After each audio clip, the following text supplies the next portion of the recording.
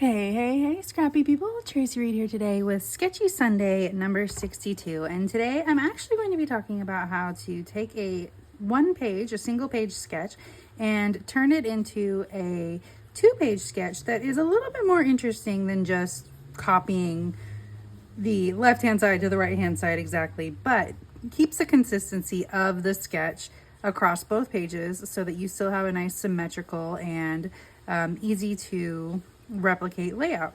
So the first thing that we're going to do, and this is what I did here and printed to show you, is that the first thing we're going to do is we're going to actually just flip this sketch directly over to the other side. So I just horizontally flipped this sketch. You can see that this center strip of paper is here now, and the blocks of paper are on opposite sides.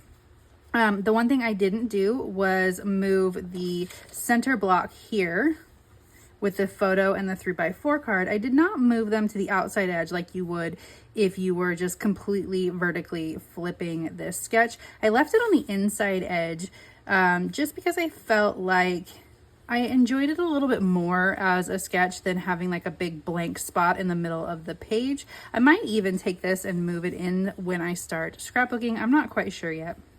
But the other thing that I did was, instead of keeping the large title across the top of both pages, I moved the second half of the large title to the bottom underneath the photos here, and then rotated the spots for the embellishments, these stars here. I rotated them around so that they went diagonally across the page instead of being flipped horizontally, because if I just flipped this sketch horizontally, then on the other side of the page, this would still be high up on the top of the page, and it just didn't give the symmetry that I was looking for. So that is where I started. I'm taking sketch 62 and turning it into 2 pages using the Island Time collection. Now, I have not started gluing anything down yet, but I have printed out and cut all of the photos and the papers that I want to use.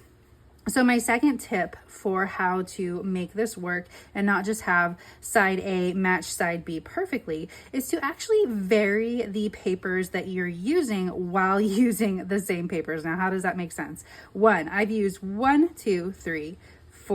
5 different papers, 5 different patterns on both sides of the page. They are the exact same patterns. However, with the exception of this center piece that is the plaid, they are in different spots on each page. So this yellow sun paper is actually the 12x12 portion of this page. The pink stripe is a block right here.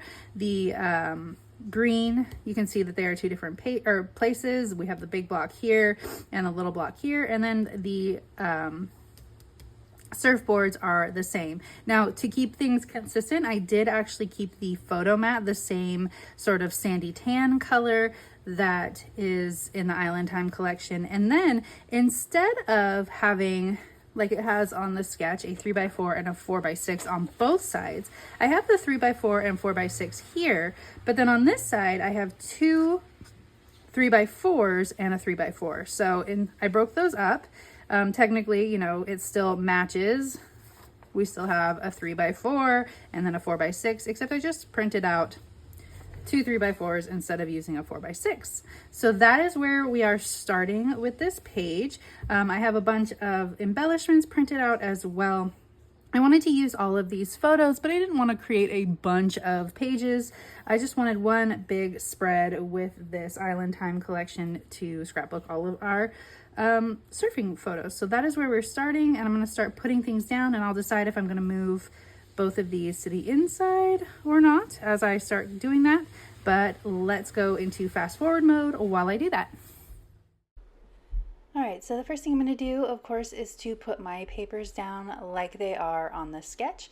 I've already laid these out so that I would know that I had all my pieces before I started. So it's really just a matter of putting them back down where they go on the sketch. And then we get to the part where I need to decide where I'm going to be putting the photo blocks. So I'm just going to go ahead and adhere the photos and the journaling cards to the photo block before I decide where they're going to go, just so that I can move it around as one piece. And this is another tip that I failed to mention for changing up sketches. Well, I did sort of mention it, but I wanted to point it out as a tip. So I had a 4x6 photo and a 3x4 photo on the original sketch, which of course, or a 3x4 photo or card on the original sketch, which of course on the left hand side I made a photo, and then on the right hand side I went ahead and changed it up to a 3x4 and a three 3x4s instead of a 3x4 and a 4x6. So I try to, for the most part, on my own sketches at least, include photo sizes on the sketches so that they're easy to mix up and change around. So because I have different photo orientations and sizes on this page, it doesn't make it look like I'm repeating myself again. Now, if you like that kind of symmetry though, you could make them the same on both sides, but I like to change things up and make it just a little bit different. Okay, so now you can see we have two pages that match but are not the same, although they are the same layout, just reversed, and the patterns are the same, but not reversed, but you know, mixed up. So this gives our whole spread cohesion throughout while also being visually interesting and more fun than just repeating yourself over and over again, right? So now comes the time for me to add in my title across the top and the bottom here and embellish, which is the fun part. So let's fast forward through that too. Sorry, it's getting a little bit darker outside. We had a big old rainstorm while I was doing this, so it just kept getting darker and darker. Anyway, I have my letters cut out from the alphabet for the Island Time collection, and I have them triple stacked, and that makes them look thicker, like thickers. Of course, these are wood grain ombre, but they have a nice little texture to them because of the layering, and I like to do that a lot for my embellishments. You don't even have to print out 3 copies. You could just cut 3 copies of the same letter, like just print one set that actually has the color and then use your silhouette template to cut out a bunch that that are no color but are the backing for the top ones with color, if you get what I mean. But that is something that I do a lot just to add some texture to my printables. And I also do this too. I have flowers that I printed from the collection, and I printed 2 copies of them, layered them together. Now for this one you definitely need to print 2 copies because you can see the bottom layers, but I layered 2 of them together and then flipped up the top edges of the top, or the edges of the top flower, so that it has some lift and height away from the page. So I'm just going to keep going through and adding in my stickers, my embellishments. I have a mix of both from both the digital kit and the sticker sheet on this page. I've decided to go with the more realistic flowers from the digital kit, and then the majority of the rest of the embellishments are from the sticker sheet. I wanted to include some surfboards throughout the page, so I anchored the salty air, and I also anchored that cluster over there on the right hand side. I forgot that I wanted to put another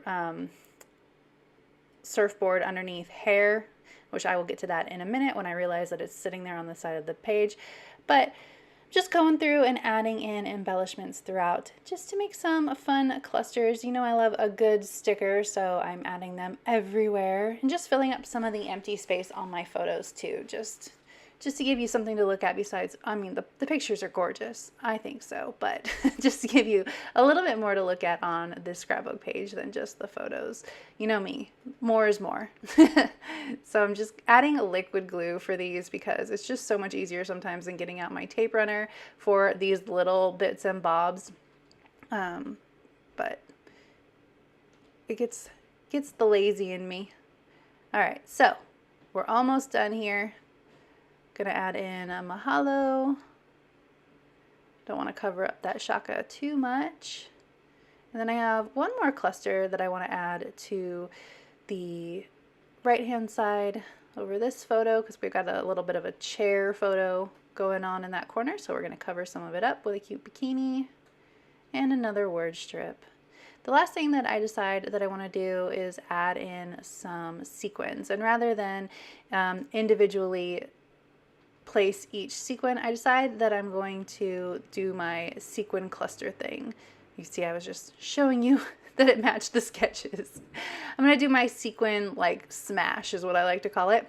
So I'm just going to put a big old glob of glue where I want the sequins to be, dump them on top, push it down a little bit so that they stick, and then dump the ones that are not sticking off. And I will wait to put this in a page protector so that I can do this one more time when the glue is dry, and anything that wants to come off will come off. But I just like the way that this gives the bling effect on these pages without it being too preciously placed. I just like the big clump of shiny glitter almost. This one has a little too much though. We're gonna take some of this off. There we go, that's a little better. I don't want it to look like a big, like, I do want it to look like a clump, but I still want it to look a little bit spread out and not perfectly like globbed up on top of each other. So I'm gonna do the same thing over here on the other side in a few more places. I want to really surround this cluster. I don't know why, I just did. So I added a lot over here.